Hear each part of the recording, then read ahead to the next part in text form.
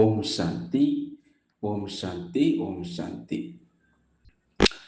21 June மாதம் உலக தியான நாள். இன்டர்நேஷனல் யோகா டே அப்படின்னு சொல்லுவாங்க. எல்லா இடத்துலையும் கொண்டாடுவாங்க. ஃபிசிக்கல் யோகா இது போல விதவிதமான யோகா கொண்டாடுவார்கள். உலக மக்கள் நலம் பெற வேண்டும் அப்படின்று நாமும் சரி இந்த உலக ஆத்மாக்களுக்காக இன்றைய நாள் முழுவதும் தன்னுடைய மனதின் மூலமாக ஷகாஷ் கொடுங்கள். நேரம் இருக்கும் பொழுதெல்லாம். அதே போல ஜூன் மாதம் அப்படி என்றால் மம்மாவுடைய நினைவு தினம். நம் அவ்யக்த வதன செய்தி நாம் பார்த்து கொண்டு வருகின்றோம். அந்த வகையில இது தேதி சொல்லல. அதாவது நாம் ஏற்கனவே பார்த்திருந்தோம். 6/7/1965 அவ்யக்த வதன செய்தி பார்த்திருந்தோம். இன்றைக்கு விசேஷமான அந்த அவ்யக்த வதன செய்தி நாம் பார்க்கலாம். தாதி குல்ஜார் தாதி வதனத்துக்கு போக போகின்றார். என்ன செய்தி கொண்டு வருகிறார் அப்படின்னு நாம் பார்க்கலாம். இன்று வதனத்தில் பாபா குறிப்பாக மம்மாவை அழைத்திருந்தார். பிறகு நாங்கள் அனைத்து குழந்தைகளும் சரி கூட மம்மாவை அழைப்பதற்காக பாபாவிற்கு செய்தி கொடுத்திருந்தோம். அப்போ தாதி குல்ஜார் அவர்கள் நான் சென்றவுடன் மம்மா சரி பாப்தாதா வெளிப்படையான ரூபத்தில் இரு மூர்த்திகளாக இருந்தார்கள். அப்படி அனுபவம் செய்யுங்கள். வதனத்துல சூட்சும வதனத்துல மம்மா அப்படியே சூட்சும பரிசாக இருக்கின்றார். பாப்தாதாவும் அப்படியே அழகாக வீற்றிருக்கின்றார்கள். இரு மூர்த்திகளாக நாங்கள் பார்த்தோம் அப்படின்று தாதி குல்ஜார் அவர்கள் அந்த செய்தியை நம்மிடம் சொல்கின்றார். ஆனால் உண்மையில் திருமூர்த்திகள், அதாவது தூரத்திலிருந்து நீண்ட நாட்களுக்கு பின்பு வதனத்தில் மம்மாவை பார்த்தேன் என்று சொல்கின்றார். ஆனால் முதலில் சிறிதளவு மகிழ்ச்சி ஏற்பட்டு கொண்டிருந்தது. பிறகு நீண்ட நாட்களுக்கு பின்னால் முகத்தை பார்க்கக்கூடிய வாய்ப்பு எனக்கு ஏற்பட்டது என்று தாதி குல்ஜார் அவர்கள் அந்த விசேஷத்தை சொல்லிக் கொண்டு வருகிறார். அப்போ மம்மாவுடைய பார்வை மிகவும் நிர்மோகியாக இருந்தது. நிர்மோகினா என்னது? எதன் மீது பற்று இல்லை. அதாவது உப்ராம் மற்றும் பற்றற்ற அந்த அப்பாற்பட்டதாக இருந்தது. அதன் கூடவே அன்பும் சரி அவருக்குள் நிறைந்துதான் இருந்தது. இப்படிப்பட்ட நிலையில் என்னுடையது ஒன்றுமே நடைபெறவில்லை. அப்போ பாபா சொன்னார், மம்மாவை சந்தி என்றவுடன் நான் முன்னேறி சென்றேன். போய் சந்திக்கலாம் அப்படின்னு சொன்னார். அப்போ மம்மா சொன்னார், இல்லை, முதலில் பாபா, பிறகு மம்மா, பிறகு பாபாவிடம் சென்றேன். அற்புதமா இருக்குது பாரு. மேலும் நான் சந்தித்தேன். மம்மா சொன்னார், யாருடைய சந்திப்பு நினைவாக இருந்தது அப்படின்ட்டு கூறுங்கள் அப்படின்ட்டு மம்மா குல்ஜார் தாதியிடம் கேட்டார். அப்போ குல்ஜார் தாதியும் சொல்கின்றார் இப்படி என்று. விதையத்தான் நினைவு செய்யப்படுகிறது. விதை அப்படின்றால் என்ன? இங்கே சிவ் பாபா. இருந்தாலும் உங்களுடைய நினைவு கூட இருந்தது அப்படின்று தாதி குல்ஜார் அவர்கள் மம்மாவிடம் சொன்னார். அப்போ மம்மா அவர்கள் நிலவரத்தை கேட்டறிந்தார். அனைத்து குழந்தைகளும் எந்த வேகத்தோடு சென்று கொண்டிருக்கிறார்கள் அப்படின்று. பிறகு சொன்னார், நீ கூறுவாயா அப்படின்று. நீ என்ன புரிந்து கொள்கிறாய்? அப்போ தாதி குல்ஜார் தாதி இப்படி சொன்னார், ஆர்வம் நிறைய இருக்கிறது.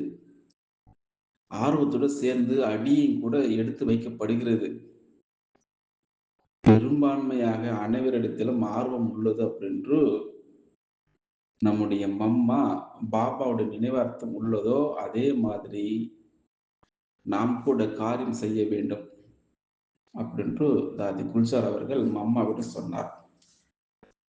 அப்போ மம்மா சொன்னார், நினைவார்த்தம் நம்முடைய எவ்வாறு நிலையானது ஆகும் அப்படின்னு கேள்வி கேட்டார். எந்த முக்கிய விஷயத்தை கவனத்தில் வைத்தால் நம்முடைய நினைவார்த்த நிலையாக இருக்கும் அப்படின்னு கேள்வி கேட்டார்.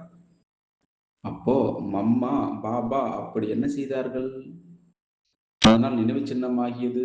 மம்மா சொன்னார், யார் எந்த அளவு நினைவில் இருந்தது கர்மத்தை செய்கின்றார்களோ அவருடைய நினைவு சின்னம் உருவாகிறது. எவ்வளவு அற்புதமான பாருங்கள். நினைவில் இருந்த காரியம் செய்யவில்லை என்றால் ஏற்படாது. ஆகையால நினைவினுடைய பலன் நினைவு சின்னம் உருவாகிறது. ஆகையால ஒவ்வொரு குழந்தையும் சரி தன்னைத்தான் இப்பொழுது கூட பார்க்க முடியும். எனக்கு பின்பு என்னுடைய நினைவு சின்னம் எவ்வளவு இருக்கிறது, நினைவில் இருக்க வேண்டும். ஆனால் நினைவில் கூட எவ்வளவு நிலை உயர்வாக அதிக சதவீதத்தில் இருக்குமோ அந்த அளவிற்கு நினைவு சின்னம் உருவாகும். எப்படி சில ஆத்மாக்கள் இப்படிப்பட்ட நிலையில் இருக்கிறார்கள், அதாவது நேரங்களில் நினைவு இருக்கிறது, அந்த நேரத்தில் மறந்துவிட்டு செய்கிறார்கள். இது போல தாதி குல்சார் அவர்கள் எப்படி நினைவு சின்னம் உருவாக்கப்படுகிறது, யாருடைய நினைவிலிருந்து கர்மம் செய்கின்றோ அது பக்தியில நினைவு சின்னம் உருவாகும். சிலைகள் இது போல அந்த செய்தியை தாதி குல்சார் அவர்கள் கொடுத்து வந்தார். இது ஜூலை மாதம் நடந்தது. ஆனா தேதி குறிப்பிடப்படவில்லை. ஸோ அந்த வகையில விசேஷமான இந்த மாதத்தில் படிப்பது நமக்கும் ஒரு பிராப்தி உண்டாகிவிட்டது அப்படின்னு சொல்லலாம். அச்சா. ஓம் சாந்தி, ஓம் சாந்தி, ஓம் சாந்தி, ஓம் சாந்தி, ஓம் சாந்தி, ஓம் சாந்தி.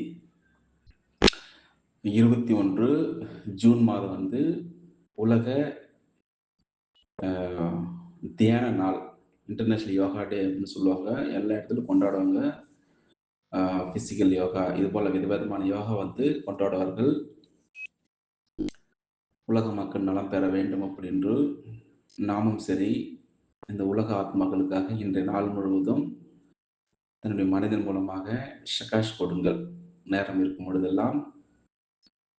அதே போல ஜூன் மாதம் அப்படி என்றால் மம்மாவுடைய நினைவு தினம். நம் அவ்யக்த வதன செய்தி நாம் பார்த்து கொண்டு வருகின்றோம். அந்த வகையில இது தேதி சொல்லல. அதாவது நாம் ஏற்கனவே பார்த்திருந்தோம். 6/7/1965 அவ்யக்த வதன செய்தி பார்த்திருந்தோம். இன்றைக்கு விசேஷமான அந்த அவ்யக்த வதன செய்தி நாம் பார்க்கலாம். தாதி குல்ஜார் தாதி வதனத்துக்கு போகின்றார். என்ன செய்தி கொண்டு வருகிறார் அப்படின்னு நாம் பார்க்கலாம். இன்று வதனத்தில் பாபா குறிப்பாக மம்மாவை அழைத்திருந்தார்.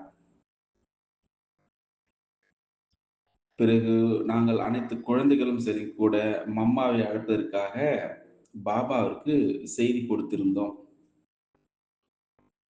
அப்போ தாதி குல்ஜார் அவர்கள், நான் சென்றவுடன் மம்மா சரி பாப் தாதா வெளிப்படையான ரூபத்தில் இரு மூர்த்திகளாக இருந்தார்கள். அப்படி அனுபவம் செய்யுங்கள். வதனத்துல சூட்சும வதனத்துல மம்மா அப்படியே சூட்சும பரிசாக இருக்கின்றார். பாப் தாதாவும் அப்படியே அழகாக வீற்றிருக்கின்றார்கள். இரு மூர்த்திகளாக நாங்கள் பார்த்தோம் அப்படின்று தாதி குல்ஜார் அவர்கள் அந்த செய்தியை நம்மிடம் சொல்கின்றார்.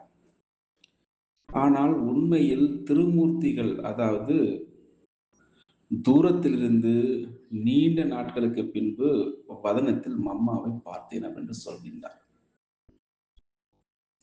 ஆனால் முதலில் சிறிதளவு மகிழ்ச்சி ஏற்பட்டுக் கொண்டிருந்தது. பிறகு நீண்ட நாட்களுக்கு பின்னால் முகத்தை பார்க்கக்கூடிய வாய்ப்பு எனக்கு ஏற்பட்டது என்று தாதி குல்ஜார் அவர்கள் அந்த விசேஷத்தை சொல்லிக் கொண்டு வருகிறார்.